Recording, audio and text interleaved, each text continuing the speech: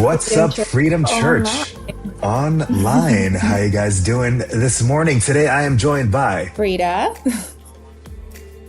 Shout out to Frida, and my name is Fernando. I'm in charge of all things broadcast and creative here at Freedom Church. And Frida, tell the people what you do. Yes, so I am part of Growth Track. I actually teach the class online that happens every Sunday at 10 a.m. It's a one and done, and it's one of the funnest things that I do here at church because I get to meet people. That's right. So you're going to hear a little bit more about that today. Frida, it's been an amazing past couple weeks here. We celebrated Easter 2 weeks ago. We're coming off the back of our quinceañera from last week, which was amazing if you guys were able to attend. And today is going to be another special day as well. We're in a new series as well called What is the Church? And yeah, it's something to look forward to. So without further ado, we here at Freedom Church, we got 3 values. That is loving Jesus, serving people, and adopting the city. If you love someone, you get to know them, and you start by getting into God's word if you want to get to know him. And we'll make that simple for you. Our pastors and leaders created an app just for you. So here's Pastor Maria with a special message for you. We know that God never intended faith to be complicated, but if we're honest, we're a little complicated. So to help you on your journey of faith, we developed the Uncomplicated app. You can go to the App Store, download it today, and there you will find a place where you can read and listen to the Bible. There are courses that you can take on faith and the big questions of faith. There's also podcast episodes you can listen to where people have asked questions about faith and we answer them.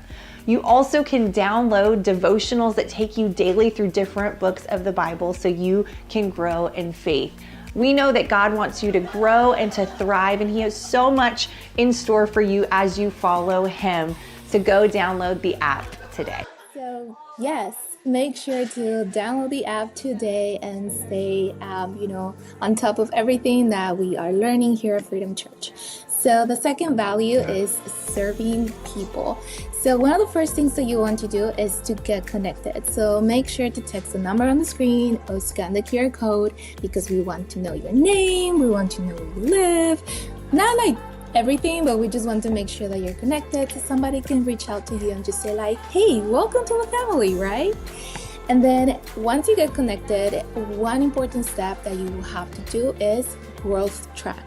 So there is a chance for you to do it in person after every service, but also we have the online part of it, which is the one that I teach. That is every Sunday at 10 a.m. Pacific Standard Time. So if you're not in Pacific Standard Time, right, you're just like in another state, just make sure to be like looking that out. That's on Zoom. You can text the number on the screen, you can scan the QR code, so that way we know that you want to attend Growth Track, and then you'll get a text message just to join that class. And then something that is really important in Growth Track is that we really get you more connected to things that we're doing at church. One of them is life groups. So shout out to life groups. You missed the opportunity last time. Now is the time. We're going to get started May 4. So you really want to make sure that you're looking at all of it. You can see the time of the day, the day of the week, whether you want to be online, you want to be in person. We have so many options. And if there's not an option that works for you, maybe you need to get a life group started.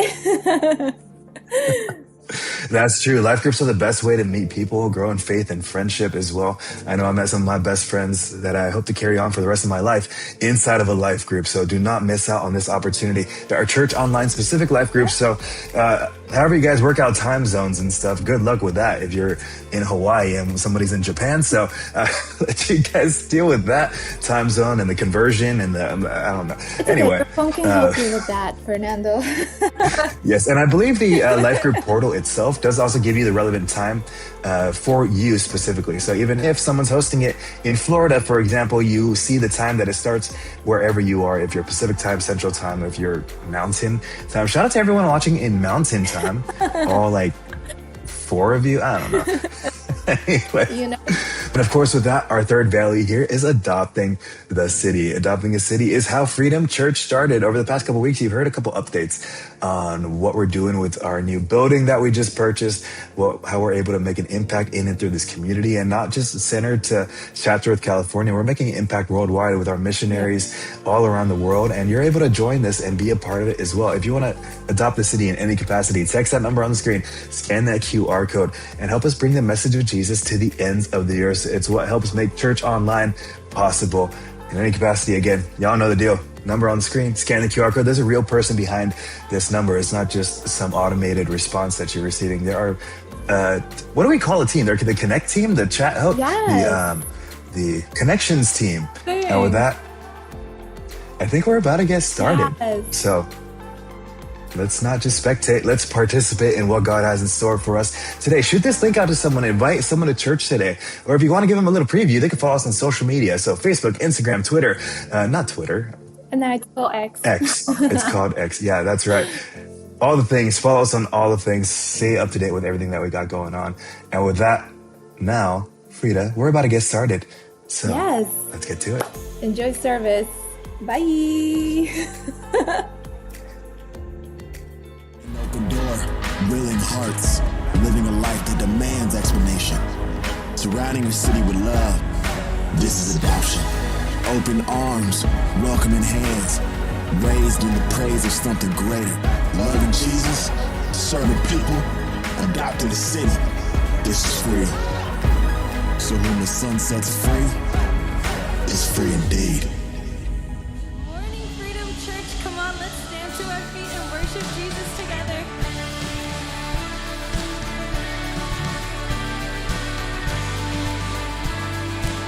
Sometimes you gotta praise through the darkness, sing through the fire, praise when it don't make sense.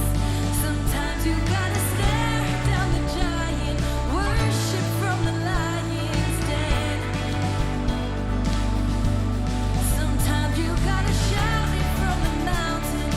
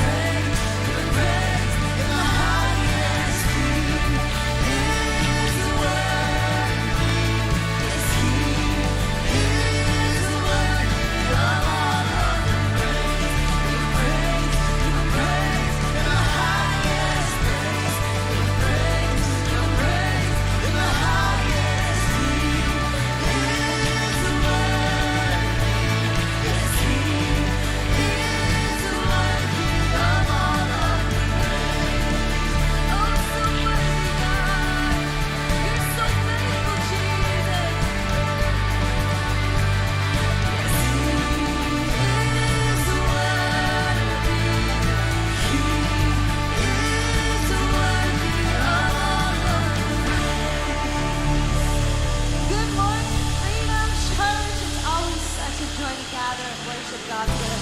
Come on, how many of you stepped in this room today to give God all the glory? Come on, to worship him loudly and praise his name. So come on, as we sing these next couple of songs, let's give him that glory, that praise, and lift those hands. Blessed assurance, Jesus is mine. He's been my fourth man in the fire, time after time. Oh, born of his spirit, washed in his blood,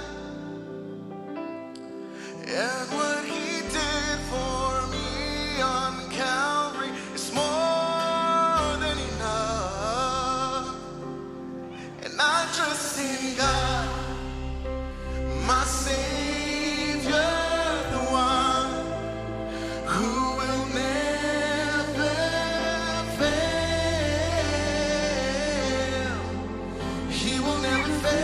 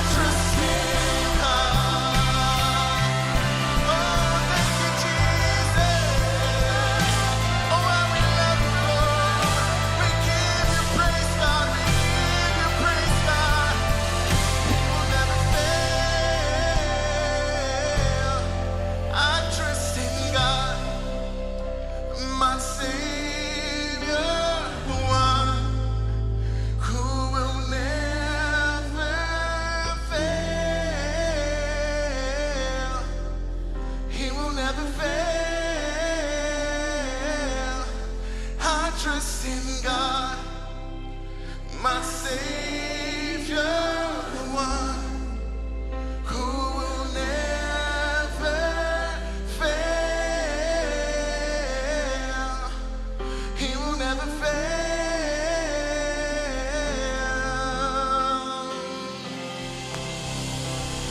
How we love you.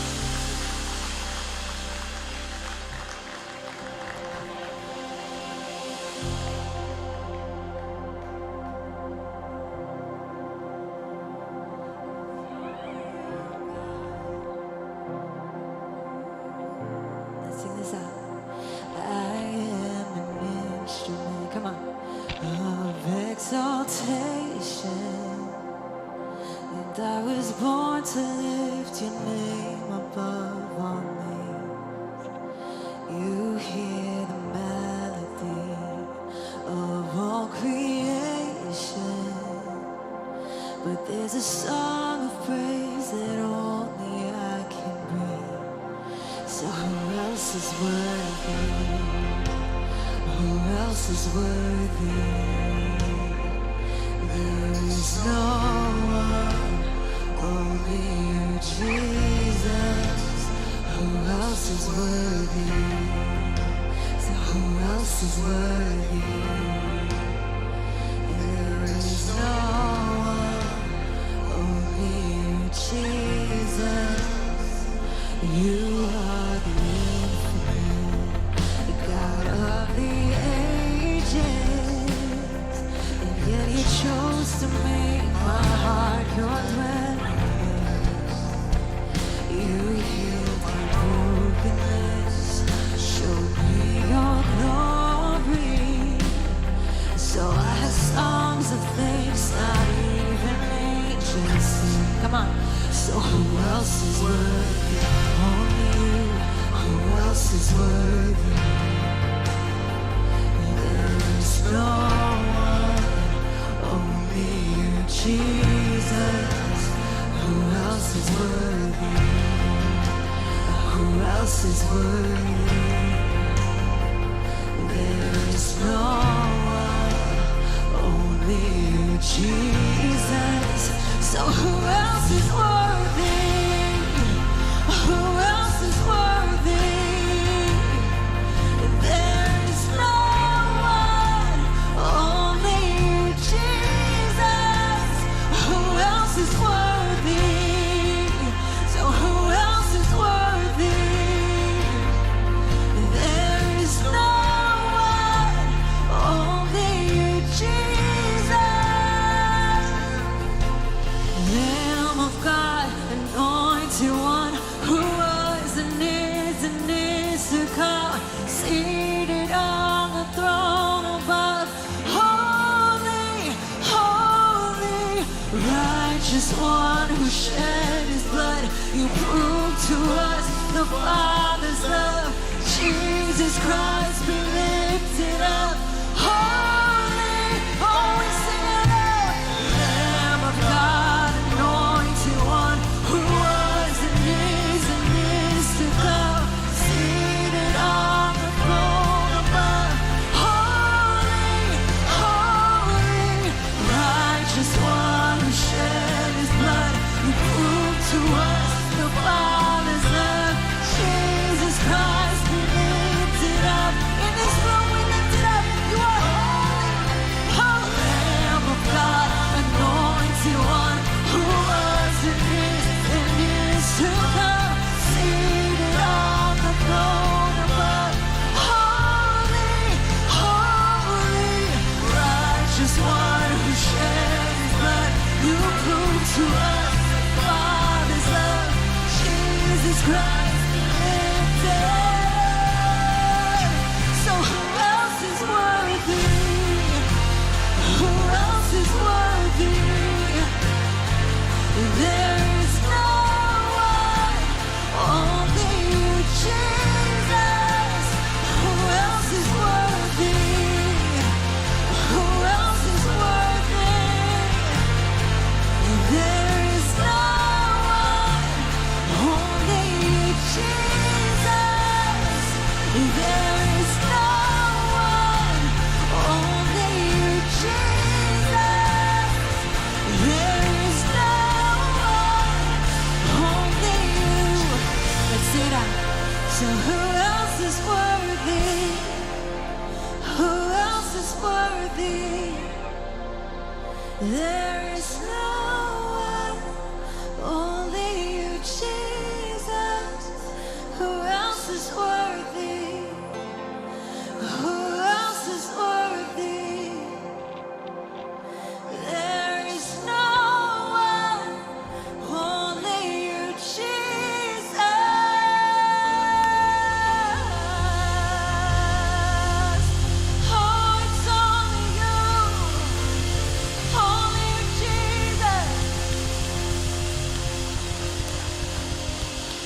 how many of you know there is no one like our God? There is no one like our God. Holy, mighty, powerful, so worthy of our worship, amen. I think we can lift a loud shout of praise in this room this morning. Freedom, we love worshiping with you. Would you turn to your neighbor before you take a seat? High five them, let them know you're so glad to see them here. What's up, Freedom Church? My name is Angel. I'm the junior high director here at Freedom, and we are so glad that you made it here today. Junior high students, you are officially dismissed. There should be a leader waiting for you in the back, holding up a glow-up sign. Parents, this is an awesome opportunity you do not want your students to miss out on. It's an opportunity for them to grow in their faith, to learn about Jesus, and have fun while doing it. High school students, don't worry, we did not forget about you. Your time is on Wednesday nights at 6:45 p.m. here at the Freedom Center. Parents, you do not want your high school students to miss out on an opportunity for them to learn about Jesus through worship, a message, an awesome community, and a group of amazing leaders. Now, for more information about anything you hear today, use your phone and tap the seat in front of you. Church Online, we love you and we see you. Type it in the chat where you're watching from. We want to shout you out during service. And with that, let's see what's happening at Freedom. Are you new here and want to take the next step of your faith? Stop by the Connect tent today. We want to put a gift in your hand, pray for you, and get you connected. Church Online, we did not forget about you. Scan the QR code or text the number down below and we'll send a gift right to your home. Life groups are all about growing in faith and friendship. Our life group semester is starting soon and signups are open now. Life groups meet in homes, online, or even here at the Freedom Center. So we would love for you to find a great group of friends for you and follow Jesus in community. You can scan the QR code, go to the link, or just find us right outside and one of our leaders will help you find a great group just for you. So we don't want you to miss out. Life's better in groups. Men of Freedom Church, I've got such an exciting announcement to let you know about. Coming up on Saturday, May 2nd, 9 a.m., we have our next men's event. It's gonna be such an incredible time. We're gonna have a huge dodgeball tournament. We're gonna bring hundreds of guys together to talk about the challenges of what it means to be a man, how to lead in this context, and you do not wanna miss it. This is gonna be the kickoff for our next boot camps that are coming up, and it's gonna be such an incredible time. Come, show up, invite friends, text the number on the screen, scan the QR code. You do not want to miss this incredible event. Baptisms are coming up. Baptisms are an outward expression of an inward decision to follow Jesus. It will be the best decision of your life. So if you are ready to take that next step of faith, text that number below, scan the QR code if you're ready to go public with your faith. Parents, students, summer camp registration is open right now, and we are just 2 months away from going off to Mile High Pines for an unforgettable moment off away at the mountain. Summer camp is a time that changed my life, and it can change your student's life too. If you're in junior high or high school, do not miss out on this opportunity, because all you gotta do is put $100 down to reserve your spot to make sure that your kid is secured to go to summer camp. But maybe you're sitting there thinking to yourself, I don't have a student, I don't have a kid. Well, you have a great opportunity to sponsor a child. When I was a teenager, this was the only way that I was able to go to summer camp. My mom was a single mom who could not afford, and I was very thankful because someone sponsored me. And it changed my life, and it can do the same thing for your kid. Go see us at the tent or scan the QR code or go to freedom.church/youth to make sure that your student or you can sponsor a student to go to camp. We don't want to see any kid left behind, and you have a great opportunity to help see that happen. Thank you, Freedom Church. In Matthew 6:33, it says, "Seek first the kingdom of God and all the rest will be added to you." When I first started learning about tithing when I came to Christ, I heard that verse and it made make a lot of sense. It made sense when it came to giving my time and when it came to giving my finances, when it came to just focusing on God first in all aspects of my life. So when I started tithing, I just started feeling a peace over my relationship with my finances, regardless if I was changing jobs or going through this or going through that. I was just consistently seeing God be faithful with a little, and He was blessing all the rest of it. And I wasn't doing it for the blessing. I was just doing it because I wanted to be obedient in what He asks of us. And I just saw that just benefit every aspect of my life. And it also meant that I got to give through the church. It means that through my giving, it gets to help people come to Christ. It gets to help people get involved in our church. So many things, infinite amounts of things happen from our giving. And so I just want to encourage you that if you've been feeling hesitant about giving or you're not sure what that looks like in your life, just tap the little circle on the seat in front of you and start giving. See what happens. God says to not test him, but he says we can test him in this way specifically. So see what happens when you just start giving.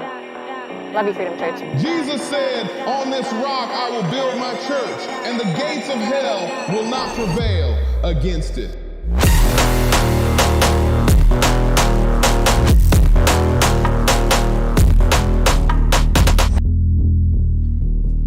Come on now, good morning, Freedom Church. Who is excited to be in the house of the Lord together today?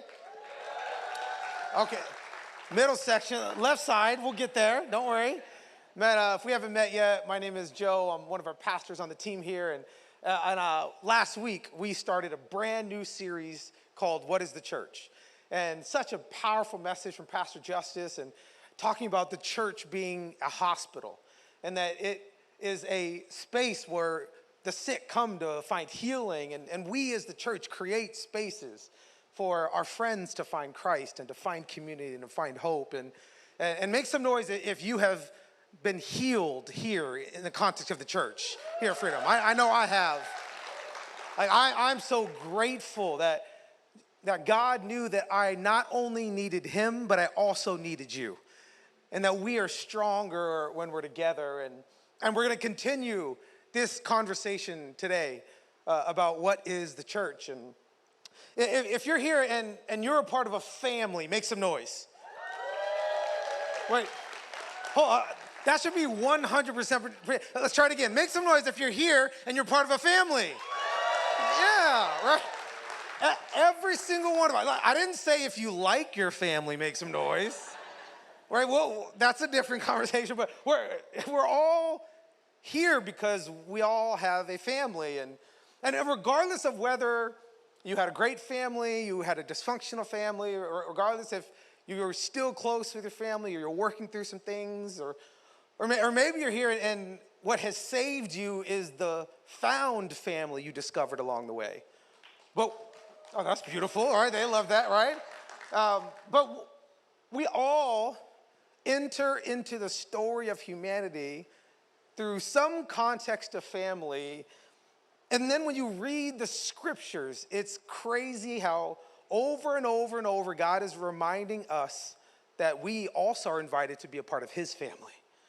And the beautiful thing about the invitation from God is that it makes no relevance to his story, whether you had a good upbringing or a poor upbringing, whether you had incredible parents or terrible parents, because when it comes to the family of God, everyone belongs.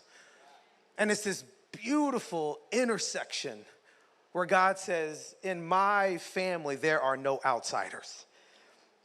Because here in Ephesians chapter 2, listen to the words of Paul as he's talking about what the family of God looks like.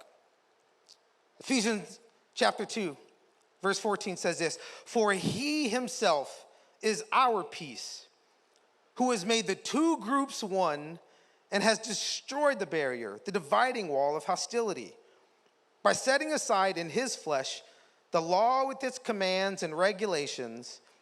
And his purpose was to create in himself one new humanity out of the two, thus making peace, and in one body to reconcile both of them to God through the cross, by which he put to death their hostility. He came and he preached peace to you who were far away and peace to those who were near. For through him we both have access to the Father by one Spirit. And listen to this. Consequently, you are no longer foreigners and strangers, but fellow citizens with God's people and also members of his household, built on the foundation of the apostles and prophets, with Christ Jesus himself as the chief cornerstone. In him, the whole building is joined together and rises to become a holy temple in the Lord. And in him, you two are being built together to become a dwelling in which God lives by his Spirit. Isn't that so good? One person got it. Okay, we'll get there. No. Do you hear the words of Paul just reminding us of what Jesus did on that cross. The story of bringing foreigners and outsiders together. The story of where we used to put up walls, not just between us, each other, but also between us and God. And it says that when Jesus came and he dwelt among us and he gave up his life, it says he kicked down the walls of hostility. Aren't you grateful that Jesus did for us what we could not do for ourselves? Man, I'm so grateful that God knew that there were people I needed in my life that I kept at a distance, maybe out of fear, maybe out of insecurity. And I put up wall after wall after wall. But what I love about the invitation to the life of Jesus is that he knocks down the walls that keep us from our best self. He's like, you are so much better together. Have you discovered that in life, that you're so much better together than you are alone? I know I have. Man, this week has been really incredible in our family. One, it was my wife's birthday last Sunday. Make some noise for Beck Smith. She turned 24 years old again, right? It's like every year she turns 24. It's crazy, right? And she had a crazy couple weeks working like a ton. And so I said, let's go to New York for your birthday, a little birthday trip and celebrate. And so it was part for her. You know, she's gonna come later, so I'm gonna make sure I change that. It was all for her. And, but there was another part of that trip is for a dear friend of ours named LJ. And I met LJ about 10 years ago. He was a 19-year-old kid who came to church, and I happened to be speaking that day, and his friend said, hey, can I introduce you to somebody? And he comes up, and we have a moment, and he says, hey, my name's LJ, and I'm an atheist. I said, cool. I didn't ask that, but you could have just, my name's Joe, and I'm a human. I guess if we're, you know, and he's just, I don't believe in God. I don't know about the Jesus thing, but I'm like open. And I have a lot of questions about Jesus. Like, can we talk? And I'll never forget, I said, LJ, me and you are gonna be friends for a really long time. Because I love talking to friends about who Jesus is and not trying to convince them, but sharing what has happened to me and the belief that it could happen to them. And the next morning, me and LJ grabbed coffee and we proceeded to talk about life and Jesus. And LJ gave his life to Jesus that year, and he was on a journey and God moving in his life. And then about a year and a half ago, his life completely fell apart. Got a text from him, and he said, my marriage is over. He said, my life is in shambles. I don't know what I'm gonna do. And he goes on the next 3 weeks on watch, and our friends group just rallied around him, worried about what his next steps were gonna be, and his life completely falling apart. And in the midst of that, he had kind of disconnected. Have you ever had friends that you were so close with and Jesus was your center, and then when their life falls apart, they like tap out, right? And they're like, I gotta go away, right? No, you would never do that, but your friends maybe, right? And like, isn't it crazy how when Jesus is our center, when everything's great, we give him all the praise, but I don't know if we've truly met the Jesus we need without finding the Jesus in the valleys. And it's in those moments when we discover, and I think this is the beautiful thing about the family of God. This is the beautiful thing about what the church can become. And as we're talking about what is the church, and today it's all about this idea that the church is a home, there's a few things that we discover along the way. And here's the first thing.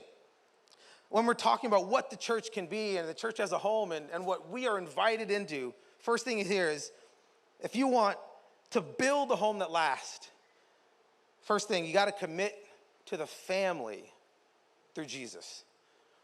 That Jesus becomes the centerpiece. See, when LJ was going through the worst of the worst of the worst, it was as if he wanted to run and he wanted to create that wall of hostility. But when he said yes to Jesus, it was as if there was an anchor in his soul that was planted. And I think that's why it's important that we have a moment where we declare our alignment and allegiance to Christ is because it becomes the anchor that ensures that we never drift too far. And then what the church can become in being a family, being a home, is that it is Jesus that centers us. And as LJ is going through the worst moment of his life, and we just surround him and surround him and surround him and love on him and love on him and love him, we just become the beautiful expression of faith, hope, and love that is the church. This week, we got to go and celebrate the other side of the valley when you make it through the difficult things. Because about 6 months ago, LJ got a call from somebody who was a friend of a friend of a friend and said, hey, can you just come and audition for this new Broadway musical? And he'd never been on Broadway before. He had quit acting 10 years earlier. He was like a child actor on a Disney show, and he just gave it up. This person said, can you just audition? And he goes and he sings this song called, like, If You Can Make It Through the Night. And the producers are just describing how they had chills because of what LJ had gone through, and that he had made it through the night. He could not just sing a song, but he could tell his story. And they were so moved, they cast him without any experience. And this week, I got to be in Broadway with my friend LJ and our community, and he didn't just like get a part, he was the lead. And then this was after the show, we're just like screaming together. Everybody's like, what is wrong with them? And we're just like we won like the World Series like the Dodgers. We're like, yeah, LJ. And it was so beautiful. And I cried for 2.5 hours straight. Not because of anything I did. Not even necessarily because of what LJ did, although the brother is talented. I don't like Broadway that much. I was crying because it was a reminder of what Jesus can do. It was a reminder. Oh, and I want you to hear me in this, because maybe you're here today and maybe you're in the middle of your worst moment and you can't see the light at the end of the tunnel. What I'm telling you is, if you plant yourself in Jesus, if you anchor yourself in the community of faith, I promise you there will be a day, not just when you see a light at the end of the tunnel, when you become the light in the midst of the tunnel.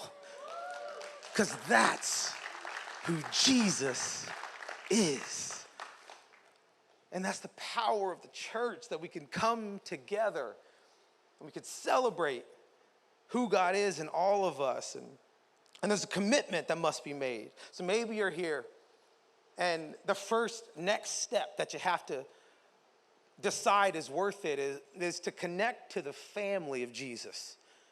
Maybe you're coming to Freedom and you're a guest and you're a visitor, and we always are going to create space to know that you belong here, that your friends belong here. But I'm telling you, something powerful can happen in your life when you choose to commit to a place, when it becomes home, not just in words, but in essence.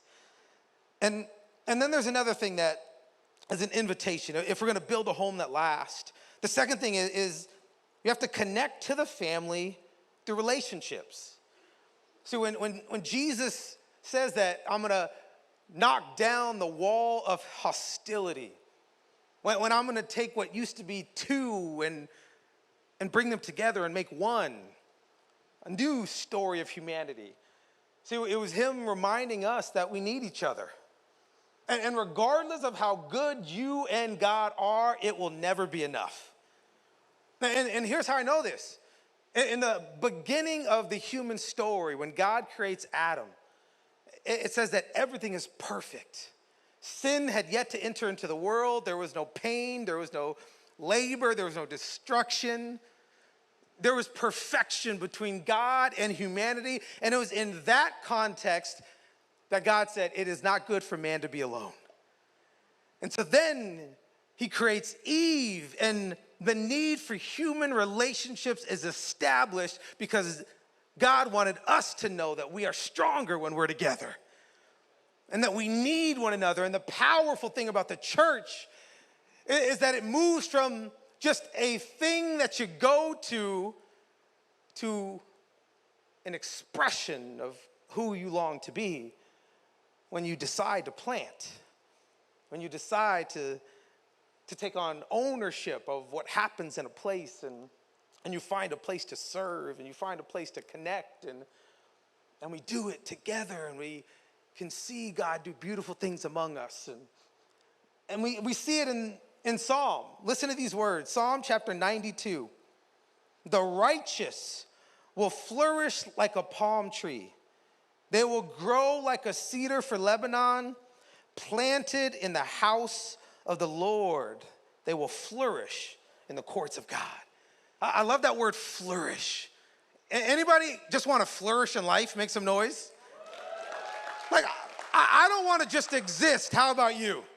I don't want to just make it through the day. I don't want to just belong to something and it comes and goes. Like, the invitation from God is that I want you to flourish. And he's saying, okay, this is how you actually flourish, is you plant somewhere. You dig your feet in. You get yourself a little dirty. You decide, I'm going to be in it through the long haul. See, my friend LJ, who I've known for 10 years, I can't tell you how many times he frustrated me, how many times he annoyed me, how many times he did something. I'm like, bro, I know you're young, but are you that dumb? And it would have been so easy just to tap out. Like, not worth it, not worth the headache. And I know there's so many moments in his life that I offended him, that I was harsh with him, that he's like, I'm done with this dude and I don't need you in my life anymore. And he could have tapped out. But what I love about what happens in the family of God, see, what I love about the different dynamic and layer in the church is that it is not a commitment to each other simply when everything goes well. No. See, when we plant and we root ourselves, it is a commitment and a promise to each other that no, the relationship will withstand the storms because Jesus is our core. And that we could go through the hardships. See, if you haven't gone through hardships with somebody, I don't think you're really friends. Because one, it's either they're not being honest with you and they're putting up a front, or two, you haven't actually gone through the fire together. Friendships and true relationships are forged in the fire, not in the comfort. And Jesus is saying, I want you to plant. See, if you've been at Freedom for any amount of time, if you've been there for months, years, heads up, someone is going to offend you. I know you probably didn't want to hear that message on a Sunday morning, but I'm just going to keep it real. If we get to know each other long enough, I think I'm kind. I think there's parts of me that like are really like reflective of Jesus, but I gotta say, if we know each other for years, I'm probably gonna say something that is gonna offend you. Can I apologize now? Is that okay? I'm gonna apologize right now. When I say that thing that drives you nuts, I'm sorry. My name is Joe, and I need grace. See, the lack of offense is not the definition of a healthy relationship. No, it's pushing through the offense. It's pushing through the hardship. It's deciding that I'm connected to something bigger than myself, and I'm not gonna let my feelings get in the way of the mission that Jesus has called me to. But that has to happen when you plant somewhere. And maybe you're here and you've yet to plant. You've yet to like have roots that go deep. Years ago, we took our kids. We have 4 kids, and they're the joy of our lives. And every year we try to do like some trip that we just do as a family, and they just get to like see nature, experience, have fun. And one year they wanted to go up to the Sequoias, Sequoia National Forest, and see these massive trees. And I was like, okay, let's do it. And so we take this road trip, and I've heard of these trees, but it's a whole other thing when you like are in the forest. And these are some of the biggest trees in the world. Like, there's one tree in particular called the General Sherman tree. And this thing is 275 feet tall. It's 52,000 cubic feet. I don't even know what that means, but that sounds like a lot. It's the biggest tree in the world by volume. And you stand next to this thing and you're just like, you feel like you just get swallowed up in the midst of the forest. And then I was researching about the trees. I was just so curious, like, with all these sequoias, like how deep these roots must go. And some of these trees, they estimate, are over 25,000 years old. Like, how could they withstand? If they withstood this long, these roots must go, like, if it's 275 feet tall, it must be like 275 feet deep.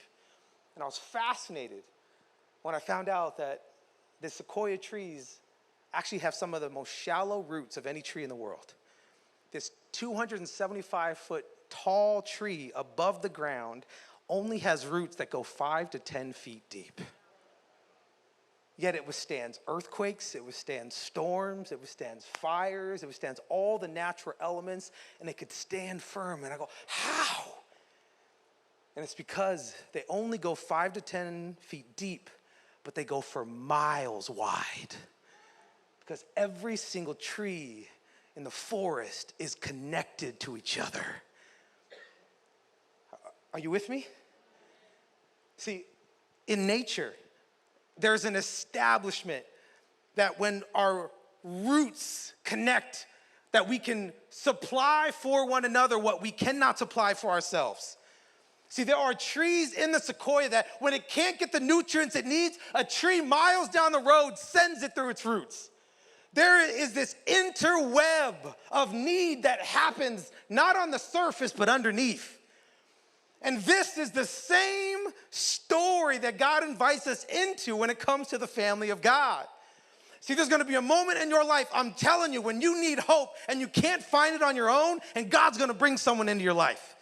See, there's gonna be some moment in your life when you're gonna be so filled with despair that life has punched you in the gut, and God's gonna send a person.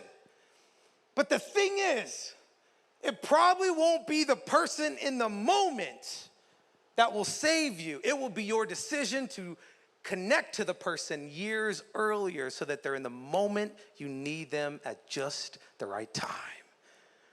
See, this is the story of us. That God knew that we would need each other. That God knew that we would plant. And then we could share the beautiful things that make us human with each other in just the right time. And when we came to Freedom about 6 months ago, maybe 3 months ago, I don't know what time is, but when we came to Freedom, we were, as our family, in the midst of transition and trying to figure out where do we plant and what becomes home, and just wondering, like, what's the story that, God, you're writing in this next chapter, and we want to see it. And I remember my wife, who's a very relational person, like falling absolutely in love with Pastor Justice and Pastor Maria and Vanessa and Isaac and Gabby and Rich and the whole team and so many of you, so many of the most incredible people that we've ever met, some of the kindest humans we've ever met. And there was this moment where it was so healing for our souls. But she shared this and talked about how she was a little hesitant being at church for almost 20 years and roots going deep. And then when you try to replant, you feel like you're starting over. Anybody know what I'm talking about? And you feel like, how do I establish the new? And how do I be open but also guarded so I don't get hurt again? Or I don't want to fully go there. And it was just this balance and this dance. And she was a little hesitant to be in a life group and to start a life group. And she's like, I don't know yet, I'm not ready. And just kind of like coming but not being here. Kind of like some of you right now. I know who you are. You know who you are. And you're like, I don't know yet. I'm not ready to plant. I'm not ready to be known. I want to just come at a distance. And I was patient, and I don't want to force anything. And I'll never forget, we're in a service, and Pastor Justice was preaching, and he was just talking about just this moment where we have to decide, am I going to go all in and trust that Jesus knows what he's doing, or am I just going to stay on the sidelines and wonder why I'm not living the life that's bringing me joy? And it's not because God didn't want it, it's because I didn't choose it. And she said, all right, not only am I going to join a life group, she's like, I'm going to join one, and then I'm going to lead one, because my wife goes 0 to 100 with everything. And together we start a couples life group, and on the first week, all of a sudden we just start unpacking the scriptures, and we start sharing life, and my wife shares how she's just been like a little hesitant and guarded, and then another person shares how they've been hesitant and guarded, and another person shares, and it was the most beautiful first life. It was like we had never met these people before, and then we're like best friends in 7 minutes. And that life group has been the lifeblood to our family for the last 6 months. Because when you find your people, you find your life. And maybe you're here and that's your next step that you need to take, is that you need to join a life group. We're starting signups today. And on the seat in front of you, there's a little tap where you can join the wait list. Because I'm telling you, Pastor Justice, Isaac, Maria, myself, whoever's on this stage, they're going to bring phenomenal messages that open up the scriptures and pour into your life, and it's going to bless you. But I'm telling you, the oxygen your soul needs to last for the long run is only going to happen if you connect to community. It's only going to happen when you find your people that you do life with, that you rub shoulders with. And I'm telling you, there are people in this church that need you.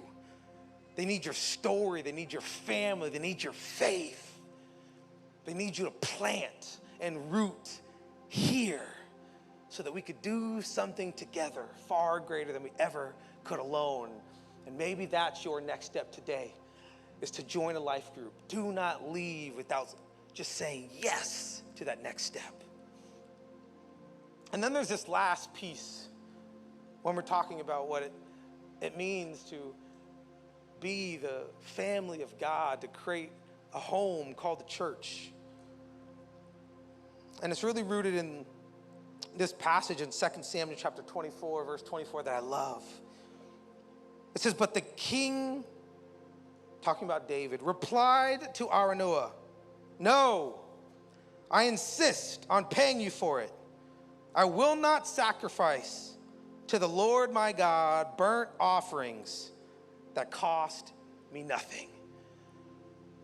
See, it's this moment right here where we see the last piece of becoming the family of God. So we learn to contribute to the family through giving.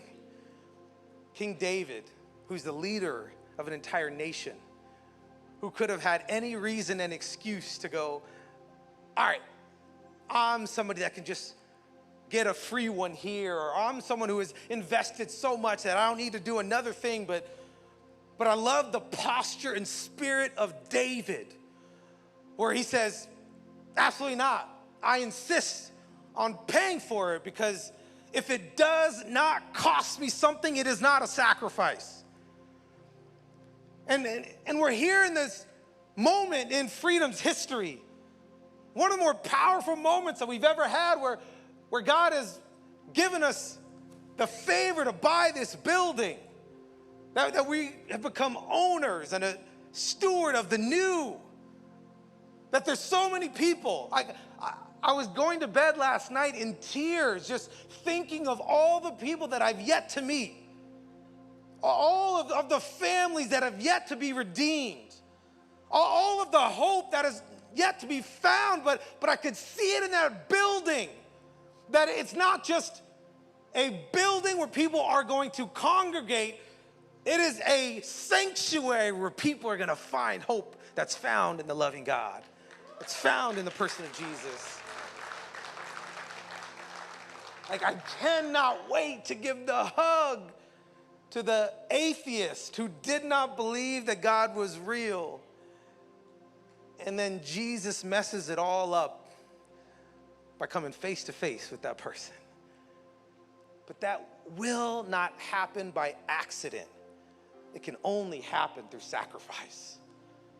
It can only happen when we come together and we decide that we're not just going to care about what God can do in our lives, but we together are going to sacrifice on behalf of others, and we're going to lay a foundation of generosity. And in a couple weeks, on April 30th, we're going to have a moment where, as a church, we're going to come together again, because generosity never stops. And we're giving an opportunity to bring pledge cards. On your seat was pledge cards. And if you're here and you've yet to pledge towards the new building, you've yet to pledge towards an act of generosity, I want you to take that card, take it home with you. And that action step is simply this: pray. Pray on what God would invite you into to be a part of this, so we can do this together. I remember years ago, I was invited to speak at this event, and it was the honorarium, the gift was like really generous, and we're in a moment where financially we needed some help, but I also, we're gonna give above and beyond, because that's what we do as a family. We tithe and then we give above and beyond. And I remember, okay, God, what do you want us to give? And I remember God gave me a number. And have you ever had God say something and you're like, you want to act like that wasn't God? Because it required too much of you?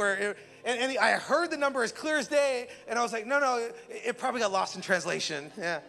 And so I said a different number. I lowered it. And then I went to my wife and I said, what do you feel like God compelled you to give? And she said the number that I had heard as well. I felt so, don't you love it when your spouse convicts you? And we have a rule in our family: the higher the sacrifice is always what we go with. And I said, all right, we're doing it. And it was the entire gift that was given to us that we just immediately gave. And I wish I could come here and tell you, that we gave that money, and then like 2 weeks later, God brought more money. No, it didn't work like that. We had the same amount of money, but here's what I can tell you. Oh my goodness, I don't even know the names of the people that found hope because of that gift, but I'm forever changed by it. I don't even know the stories of redemption that happened, but I know this: in the hands of God, He multiplies far more than in the hands of my greedy self. And so I want to just invite you to join with so many of us have already done in trusting God that when we give Him our best, it's crazy what He does. So on April 30th, let's come together with our sacrifice and our gifts and lay them in the hands of God and watch Him multiply it into transformed lives. And maybe you're here, and the first step that you need to take is the most important step. It's where we began the conversation, where God brings the two into one, where we're reminded of what Jesus did on the cross, and that He knew that we needed to be a part of His family. And so He went on that cross and He sacrificed Himself, and He allowed Himself to be brutally beaten, because He knew that we needed each other and that we needed a new future. And maybe you're here and that's your first next step, is to step over the line of faith, is to trust Jesus with everything, because before He wants your gifts, before He wants your sacrifice, He wants your soul. So if we could all stand together before we go. If that's you, with our heads bowed and our eyes closed, if you're here and it's time for you to step into the family of Christ, where you're ready to let His love wash over you, you're ready to let His peace overwhelm you, you're ready to let His joy consume you, and you're in this room and you believe that God Himself stepped into human history, that in the person of Jesus, He allowed Himself to be crucified on your behalf, that He took your place so that the wages of sin, the power of death could no longer have mastery over you. And he said, I'm gonna stand on that cross and I'm gonna give up my life so that you could find life. And all you have to do is receive it. All you have to do is say yes. All you have to do is to lay your life at his feet and then let his forgiveness clean you and wash over you from the inside out. If you're here and you're ready to trust Jesus with your life, if for the first time you're ready to come home and belong to the family of God, then I want you just to say this simple prayer that changes everything. Say, Jesus, I give you my life. Tell him right now. Say, Jesus, I give you my life. You give him all the guilt and the fear, all the wounds, all the pain, all the past, all the worry, all the depression, and he gives you his peace and his mercy and his kindness and his grace. He gives you his love. And it's the free gift that keeps on giving and giving. Jesus, I give you my life. Okay, if you prayed that prayer right now and you said yes to the family of God, I want you to raise your hand. Say, yep, that was me. Beautiful, I see you. Come on now, I see you. Who else? Anyone? I see you in the back. Beautiful, I see you, sis. I see you, my guy. Anyone else? I see you. Hands across the room. More important, Jesus sees you. I see you, sis. Beautiful. It's time to come home. Anybody else? Jesus, I give you my life. Beautiful, I see you. Father, I pray for every single person that raised their hand right now. Jesus, I pray you would give them a moment of absolute certainty in their soul that you see them and there's nothing that matters more in the world at all than them coming home. I pray you would wash them over with your love. I pray you would set their soul on fire. I pray they would walk out of this room forever changed. Jesus, we thank you. We love you. We give you everything because you're worthy of our best.